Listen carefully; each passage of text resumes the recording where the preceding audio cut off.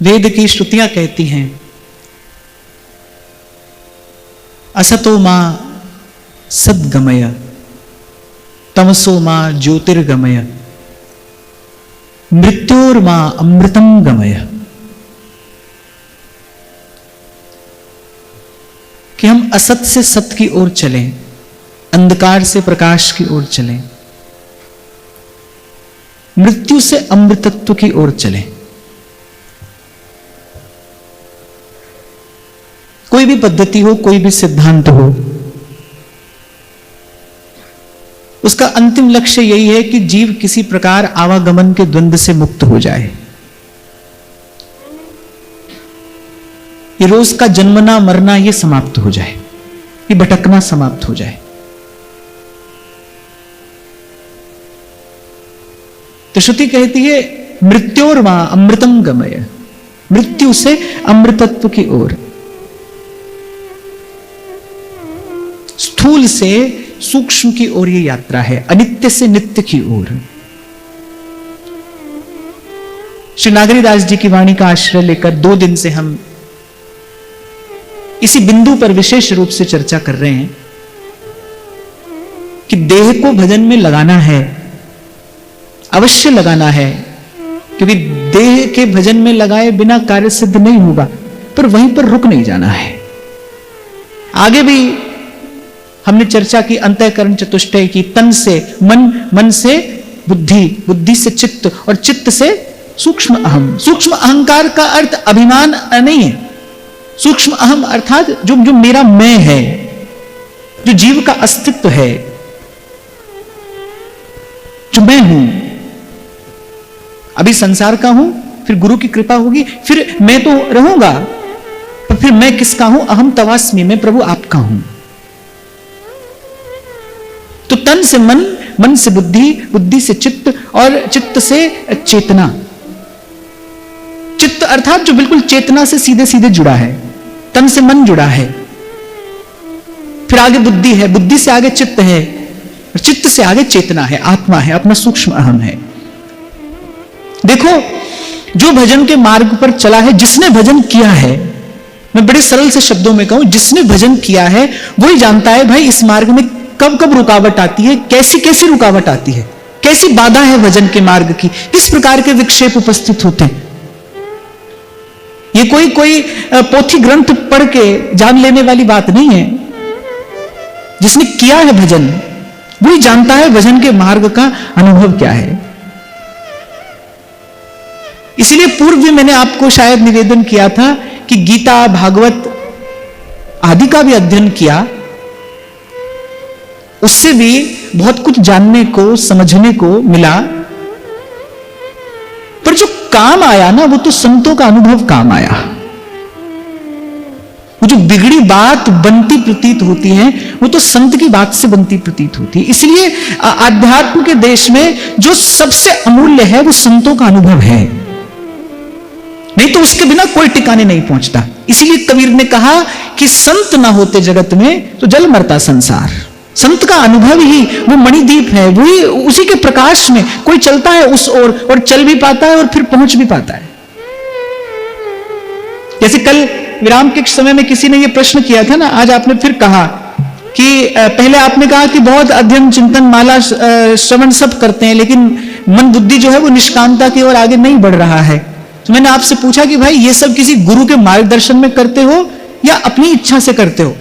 तो आज आपने लिखा है कि विशेष रूप से किसी का मार्गदर्शन नहीं है। ये मुझे कल ही आभास हो गया था, इसीलिए मैंने आपसे पूछा कि देखो भाई, एक बालक कितना भी चतुर, कितना भी मेधावी क्यों ना हो, लेकिन उसको विद्या प्राप्त करने के लिए, शिक्षा प्राप्त करने के लिए, आगे बढ़ने के लिए किसी ना किसी विद्यालय में दाखिला लेना पड़ता है कि नहीं? पढ़ता तो बालक खुद है, अपनी प्रतिभा से ही वो शिक्षा अर्जित करता है, अपनी प्रतिभा से ही वो विद्या प्राप्त करता है, लेकिन फिर भी किसी ना किसी विद्यालय में दाखिला लेना आवश्यक है। ये जो अनेक अनेक संप्रदाय हैं, और मैं सदा आपसे कहता हूं कि एक ही प्रभु अनेक अनेक आचार्यों के रूप में प्रकट हुए हैं। ये जो अनेक अनेक संप्रदाय हैं, ये विद्यालय की भांति है। किसी ना किसी में तो भाई दाखिला लेना पड़ेगा। जीवन नियमित कैसे होगा, जीवन नियंत्रित कैसे होगा, जीवन संतुलित कैसे होगा? क्योंकि 2 दिन से हम इसी बात पर तो चर्चा कर रहे हैं। सबसे पहले देह को साधना है। कैसे सदेगा देह? देखो, एक मार्ग सही होता है और एक मार्ग सरल होता है। प्राय करके यह देखने में आता है सही सरल नहीं होता और सरल सही नहीं होता। हमारी रुचि कैसी है, हमारी वृत्ति कैसी है। जैसे श्रीमद् भागवत में जो ध्रुव जी का चरित्र है, उसमें गुणार्थ भी निहित है। ध्रुव की माता का नाम क्या है? सुनीति, और विमाता का नाम क्या है? सुरुचि। उत्तानपाद की 2 पत्नियां हैं। महाराजा उत्तानपाद की 2 पत्नियां हैं, एक का नाम सुनीति है, एक का नाम सुरुचि है। लेकिन महाराजा उत्तानपाद को स्वभाव से ही कौन प्रिय है? सुरुचि प्रिय है। सुरुचि माने जो मन में आए वो करना, और सुनीति माने जो करना चाहिए वो करना। 2 बातें, एक है जो मन में आया वो करना है, और एक है जो करना चाहिए वो करना है। इसीलिए मैंने कहा कि एक मार्ग सरल है और एक मार्ग सही है। सुरुचि सरल मार्ग है, सुनीति सही मार्ग है। आज हम अपनी ओर देखें तो अभी हमारा मन, हमारी दशा कैसी है? भाई जो मन में आएगा वही करेंगे, वही करना अच्छा लगता है, वही करना रुचिकर है। भजन के मार्ग पे क्या कठिनाई है? इस मार्ग पर कठिनाई है क्या? एक यही तो कठिनाई है कि सबसे पहले गुरुजनों के अधीन रहकर स्वयं को साधना पड़ता है। ये जीव की वृत्ति के अनुकूल नहीं है, ये जीव के स्वभाव के अनुकूल नहीं है। इसीलिए तो वल्लभाचार्य महाप्रभु कह रहे हैं स्वभाव तो दुष्ट व्यक्ति को किसी का नियंत्रण अच्छा नहीं लगता। जो चंचल हो उसको किसी का नियंत्रण अच्छा नहीं लगता। अब क्या है, मन कैसा है, मन का स्वभाव कैसा है? मन गति चंचल सबनते। अब मन जो है चंचल है, चंचल को किसी की अधीनता अच्छी नहीं लगती, उसे किसी के नियंत्रण में रहना अच्छा नहीं लगता, क्योंकि वो उसके स्वभाव के बिल्कुल विपरीत है। यही कठिनाई है बस। बार बार कहा जाता है प्रथम जो सेवहु गुरु के चरण, प्रथम हृदय श्रद्धा जो करे। पर ये बड़ा आसान नहीं है भाई, क्योंकि ये हमारे मन की जन्म जन्म की जो वृत्ति है उसकी विपरीत है। बार बार आपसे कहा जाता है कि भाई गुरु को कुछ नहीं दिया जाता, गुरु को मन दिया जाता है। और मन देने का अर्थ क्या है कि जब जिस दिन जिस घड़ी जिस क्षण गुरु के चरणों में शरणागत हो गए, फिर उसके बाद अपना कोई संकल्प विकल्प नहीं है, फिर गुरु का मन ही अपना मन है। इसलिए तो संत कहते हैं सबते सेवक धर्म कठोरा। सेवक का धर्म सबसे कठोर है, क्योंकि सेवक की अपनी कोई रुचि नहीं है, स्वामी की रुचि ही उसकी रुचि है। स्वामी का जब दिन है तभी सेवक का दिन है, और जब स्वामी के लिए रात है तभी सेवक के लिए रात है। उसका अपना कोई दिन रात नहीं है, उसका अपना कोई मन ही नहीं, अपनी कोई बुद्धि नहीं। तो जैसे महाराजा उत्तानपाद को स्वाभाविक सुरुचि प्रिय है, यही बिल्कुल जीव की दशा है।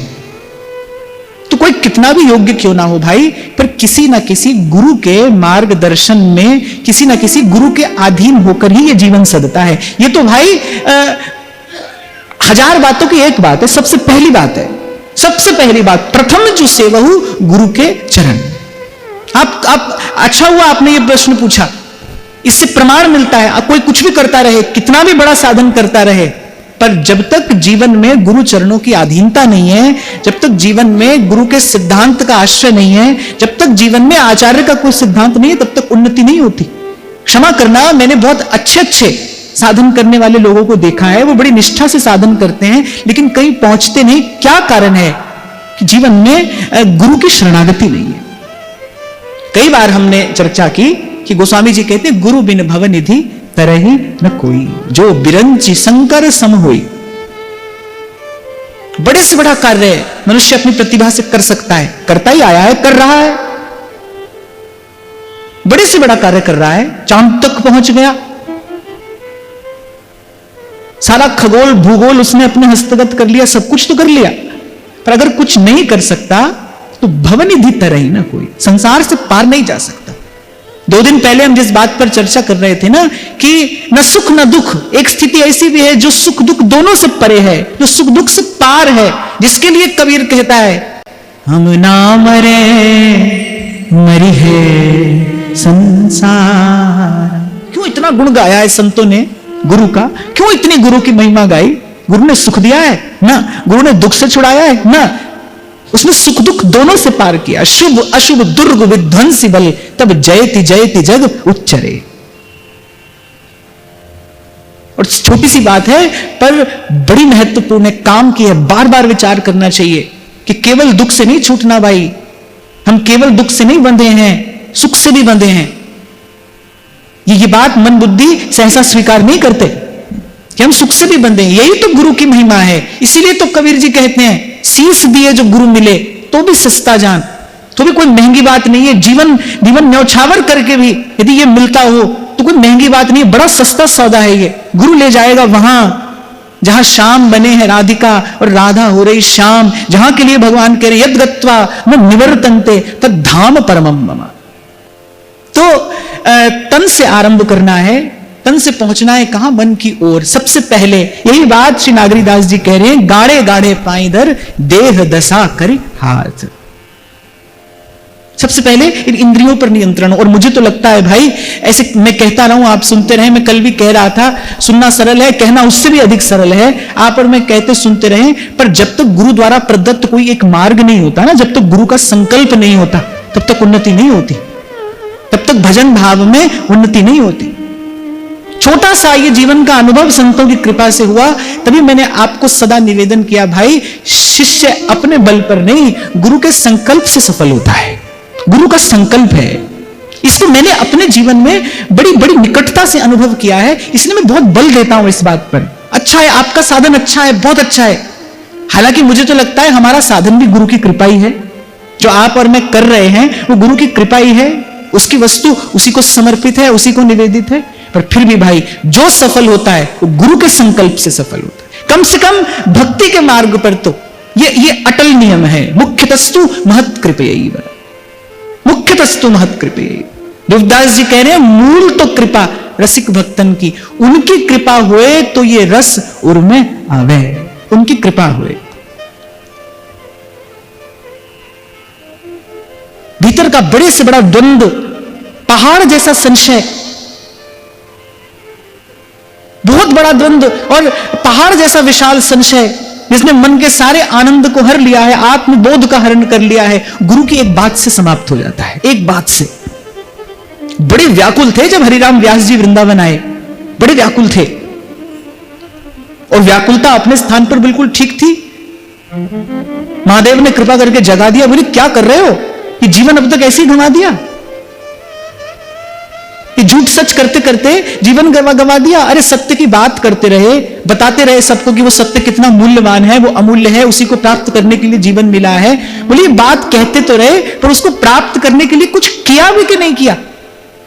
तभी नागरीदास जी कह रहे भजन भजन सब कोई कहे, पर अगम भजन की घात। भजन भजन कहते तो सब है, पर भाई भजन करता कौन है? कल भी हम चर्चा कर रहे थे ना, कहने और होने के बीच में करना भी तो है। कहकर नहीं होता है भाई, करके होता है। कहने से नहीं होगा भाई, करने से होगा। महादेव ने कृपा की, दया दया आई, व्यास जी से कहा, बोले ये सत्य की इतनी बात करते हो तो उसको पाने का कोई प्रयास भी कभी किया कि नहीं? ये जीवन गंवा दिया। ये जो विजय पत्र तुमने इकट्ठे किए हैं सारे संसार से,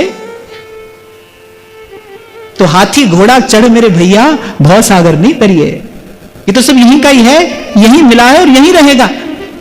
हां, इसके कारण जो अभिमान तुमने अर्जित कर लिया है, वो अभिमान तुम्हारे साथ जाएगा, तुम्हारा संस्कार बनकर।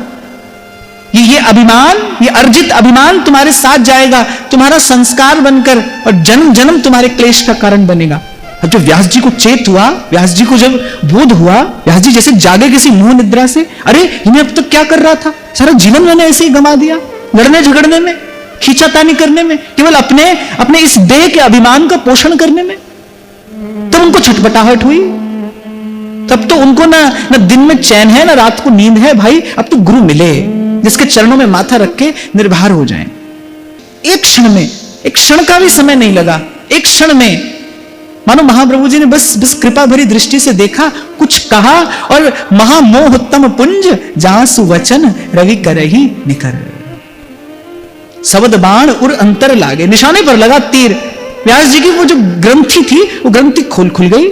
अब जहां देखते हैं वहीं आनंद है। तो भाई ये तो सबसे पहली बात है, ये अंतिम बात भी है और ये सबसे पहली बात है। आपका जीवन स्वच्छंद हो जाएगा। स्वच्छंद माने उच्छृंखल। क्यों हो जाएगा? क्योंकि जन्म जन्म से मन का ये स्वभाव हो गया है। मन को सुरुचि प्रिय है, उसको सुरीति अच्छी नहीं लगती। आप देखो, आप किसी चंचल व्यक्ति को उसके हित की बात बताओ, वो उसको जहर जैसी लगेगी, विष जैसी लगेगी। आप उसको उसका मन भाया काम करने दो, तब तो वो प्रसन्न है। आप उसके हित की बात कहो, उसको बड़ा कष्ट है। मैं कहता हूं बाहर किसी को क्यों देखो, अपने मन को ही देखो। अपने मन को हित की बात कहो तो मन को कहां समझ आती है। जो जो जो मन की रुचि है, आप उसके पीछे पीछे चलते रहिए। मन चला ही रहा है जन्म जन्म से, और हम चले ही रहे। इसलिए संत कहते हैं भाई आरंभ करना, और आरंभ कहां से करना? तन से देह दशा कर हाथ, अरे बाके मार्ग पहुंचनो। ये मार्ग बड़ा विकट है। रविदास जी ने कहा बंकट घाटी नेह की, कोई बिरला उतरे पार विकट मार्ग है। कैसे जाना? नाम का दीपक हाथ में लेके, और क्योंकि सिलसिली गैल है, लाठी हाथ में रखना किसकी? धीरज की। धीरज।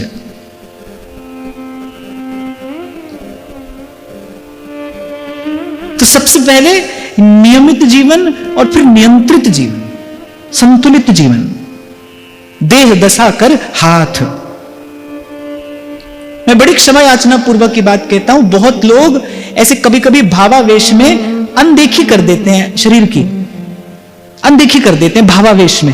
फिर उससे होता क्या है? उससे होता यह शरीर रोगी हो जाता है। और क्षमा करना, स्वस्थ मन के लिए स्वस्थ तन की भी आवश्यकता होती है। साधारण स्थिति में तो ऐसा होता है। देखो कोई बिल्कुल देहातीत महापुरुष हो, उसकी बात अलग है। हम तो यहां अपनी बात कर रहे हैं, हमारी बात कर रहे हैं। देखो युग का भी अपना एक धर्म है, युग का भी अपना एक प्रभाव है। बड़ी बुद्धिमानी से विचार पूर्वक भजन के मार्ग पर चलना चाहिए। अब अगर आज कोई सत्ययुग या त्रेता युग के किसी तपस्वी जैसा तपस्या करने का प्रयास करे तो क्या होगा? शरीर रोगी ही होगा, फिर प्राणों से और हाथ धो बैठेगा। क्योंकि युग का भी अपना एक धर्म है, युग का भी अपना एक प्रभाव है। इसलिए भी बहुत आवश्यक है कि आपके जीवन में कोई गुरु होना चाहिए जो आपको एक एक पग चलना सिखाए, जो एक एक पग आपको चलना सिखाए। आप देखो, अगर हम अपने महाप्रभु जी की सेवा परिपाटी की चर्चा करें, अगर हम उसका चिंतन करें ना, तो जो अष्टयाम सेवा करे वो तो अपने आप ही बिल्कुल प्रकृति के अनुकूल अनुरूप हो जाएगा उसका जीवन। जिसको भाई उठ के मंगला करानी है, उसको समय पर सोना पड़ेगा कि नहीं सोना पड़ेगा? सोना ही पड़ेगा। और मैं ऐसा देखता हूं, ये थोड़ा सा अनुभव मुझे मिला कि समय पर सोने जगने से ही जीवन में बहुत बड़ा परिवर्तन आ जाता है। मैं तो कभी बच्चों से बात करता हूं, तुमसे कहता ही हूं कि आप कहते हो कि नेगेटिविटी है, बड़ी नकारात्मकता है। क्यों है भाई? समय पर सो जाओ, समय पर जग जाओ। समय पर जगोगे, समय पर भूख लगेगी। समय पर खाओगे तो स्वस्थ रहोगे। समय पर करना अर्थात जब प्रकृति आपको सोने को कह रही है तब सो जाइए, जब जगने को कह रही है तब जग जाइए। यही है समय पर करना। रात प्रकृति ने सोने के लिए बनाई है, भोर जगने के लिए बनाई है। इसे कहते हैं प्रकृति के नियंत्रण में रहना नहीं, इसे कहते हैं प्रकृति के विधान का आदर करना। हमारे ऋषि मुनियों ने सबसे पहला कार्य यही किया है। ऐसे थोड़ी बड़े लोग कहते हैं पहला सुख निरोगी काया। पहला सुख क्या है? आपका शरीर स्वस्थ हो। शरीर को बहुत लाड़ भी नहीं लड़ाना है, पर शरीर की अनदेखी भी नहीं करनी। इसीलिए मैंने कहा नियमित जीवन, नियंत्रित जीवन, संतुलित जीवन। इसलिए कल हम चर्चा कर रहे थे, शरीर को भजन में लगाना है, पर क्यों लगाना है? कि शरीर के पीछे पीछे फिर मन भजन में पहुंचेगा।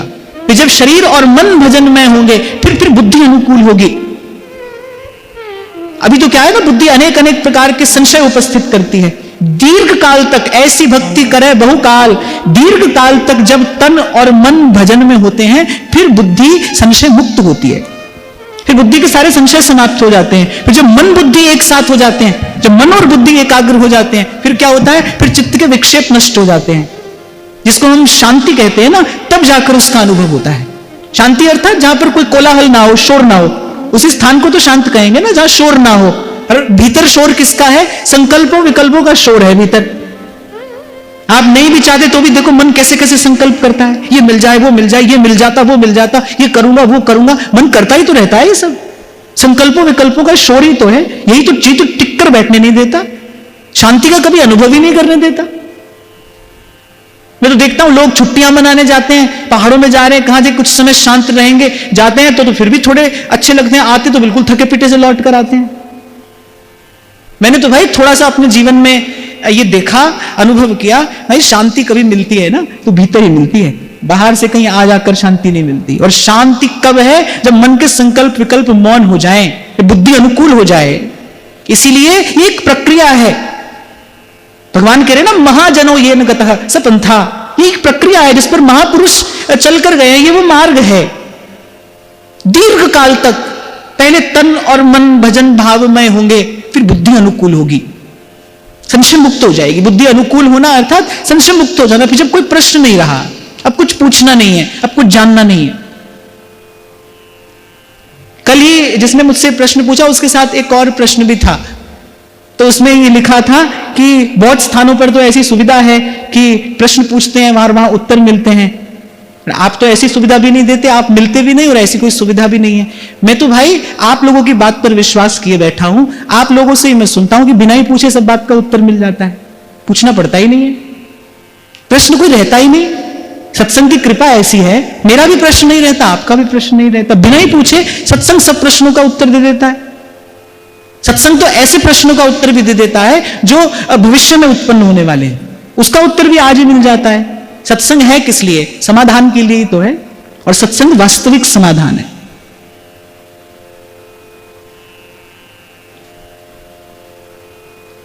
तो क्या कह रहा था मैं अभी?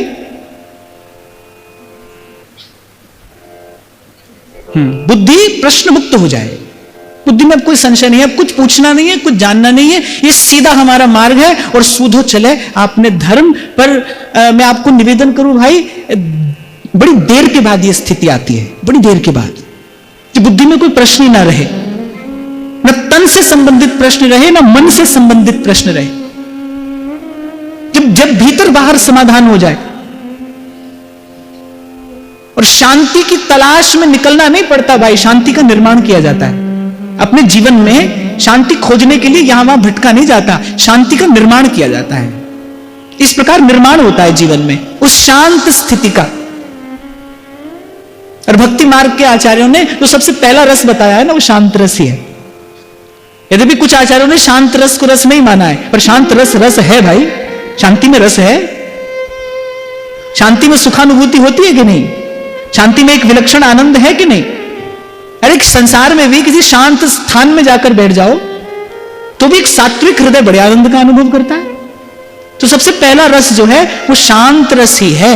देखना, हमारा जो अंतःकरण है वो शांति की ओर अगर बढ़ रहा है तो हम ठीक मार्ग पर आगे जा रहे हैं। बाहर शांति हो न हो, पर अंतःकरण में शांति हो, मन में शांति हो।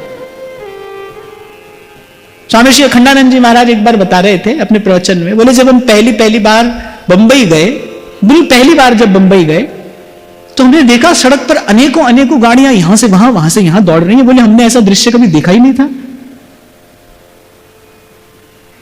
तो हमने मन में सोचा कि भाई कहां आग लगी है, ये सब लोग कहां भाग रहे हैं, कोई इधर से उधर जा रहा है, कोई उधर से इधर जा रहा है। कहते फिर जब 2-4 बार हम गए और हमने वो दृश्य देखा तब हमको समझ आई कहीं आग नहीं लगी भाई, कलेजे में ही आग लगी है। ये जो दौड़ भाग है इतनी, ये अपने कलेजे की आग बुझाने के लिए भीतर ही आग लगी है। तो शांत अवस्था तक पहुंचने के लिए ये एक प्रक्रिया है, प्रक्रिया। और मैं अपनी ओर से एक बात आपको निवेदन करूं कि भाई प्रकृति का आदर करना, प्रकृति के नियमों का अतिक्रमण करके कोई प्रकृति के पार नहीं गया है। कहते हैं हनुमान जी ने जगदम्बा जानकी से कहा, बोले माता आपको तो मैं ही उस पार ले जाता हूं। श्री रघुनाथ जी को श्रम करने की कोई आवश्यकता नहीं है, ऐसा कोई भी नहीं है जो मेरा मार्ग रोक ले, इनमें से ऐसा कोई नहीं है जो मेरा मार्ग रोक ले। इंद्रजीत ने जब ब्रह्मास्त्र चलाया तो पवन पुत्र ने रख लिया ब्रह्मा जी का मान, वो ब्रह्मा जी का सम्मान किया श्री हनुमान जी ने और बंध गए। नहीं चाहते तो नहीं बनते, ब्रह्मास्त्र हनुमान जी को नहीं बांध सकता। तो ऐसी ऐसी सामर्थ्य श्री हनुमान जी की है, अतुलित बल धामम, उनके जैसा बल किसका है। पर जब वो रास्ते में सुरसा आई ना, हनुमान जी ने बुद्धि से काम लिया। हनुमान जी ने कहा भाई इसको पार करके नहीं जा सकते, इसका थोड़ा सम्मान करके, इसका समाधान करके ही, समय खराब नहीं करना चाहिए, आगे बढ़ना चाहिए। और यह बात प्रत्येक साधक को समझनी चाहिए, बड़ी सूक्ष्म पर बड़ी मूल्यवान यह बात है। सबसे पहले प्रकृति का आदर, और प्रकृति का आदर अर्थात समय पर सोना, समय पर जगना, समय पर खाना। हम अभी कोई देहातीत नहीं हो गए हैं, इसलिए मैंने कहा, मैंने देखा, अपने आसपास देखा है मैं इसलिए आपको बता रहा हूं कि व्यक्ति भावावेश में शरीर की अवहेलना कर देता है, फिर क्या होता है, शरीर रोग का घर बनता है। और मैंने तो भाई भजन करने वाले संतों के मुख से ही सुना है, वो कहते हैं कि यदि ध्यान नहीं रखोगे फिर आगे जाकर शरीर अपना बैर निकालेगा। इसलिए मैं स्पष्ट करके कह रहा हूं, बहुत लाड़ लड़ाने की भी आवश्यकता नहीं है, बहुत दुलराना भी नहीं है, पर अनदेखी भी नहीं करनी है। देह दशा कर हाथ, और ऐसा संत ही आज्ञा दे रहे हैं। और फिर कह रहे बांके मार्ग पहुंचनो लाग भजन के साथ। मेरी टूटे ना भजन लड़ी बिहारी जी मैं कब की खड़ी। भजन की लड़ी न टूटे, तन सद गया, फिर क्या होगा, मन जो विचार प्रयो रहे। मन से क्या करना है, मन से सतत विचार करना है। किसका विचार करना है, कैसा विचार करना है। अब जब मन की बात आए, जब मन से क्या विचार करना है, जब यह बात आए तो कहीं और ना देखकर सीधे सीधे अपने आचार्य की ओर देखना है। हमारा मन वही विचार करे जो हमारे आचार्य ने हमें करना सिखाया है। हमारे आचार्य ने हमें क्या विचार करना सिखाया है। मन क्या विचार करे, कब चरण तिहारे देखूं, कब जन्म सुफल कर ले। अरे संसार में भी तो मन ऐसे ही झूठी बातें गढ़ता रहता है ना। संसार में भी तो हम यही देखते हैं कि ऐसी मन कल्पना का जाल बुनता रहता है। अगर मन का यही कार्य है कि मन को कल्पना का ही जाल बुनना है, तो फिर मन को हम बड़ा सुंदर जाल बुनना सिखाते हैं। कब चरण तुम्हारे दे। बैठा बैठा व्यक्ति सोचता है 50-100 करोड़ हाथ में आ जाए। योग्यता इतनी भी नहीं है कि कोई 10,000 रुपया तनख्वाह दे दे। सोच रहा है 100 करोड़ हाथ में आ जाए। कल्पना का जाल ही तो है, उसकी कोई योग्यता थोड़ी है 100 करोड़ प्राप्त करने की। पर सोचने में थोड़ी पैसा लगता है, सोचने में थोड़ी कुछ हाथ से खर्च हो रहा है, कुछ गांठ से थोड़ी जा रहा है सोचने में। सोचना ही तो है। एक बार 2 महात्मा थे, मित्र थे, लंबे समय के बाद मिले। तो महात्मा ने कहा भाई मधुकरी का समय हो गया, चलो मधुकरी कर लाते हैं। मधुकरी करने के लिए गए, सूखी रोटी मिली। अब जब कुटिया में आए तो महात्मा ने क्या किया, 2-4 दोना अपने सामने रख लिए, खाली दोना।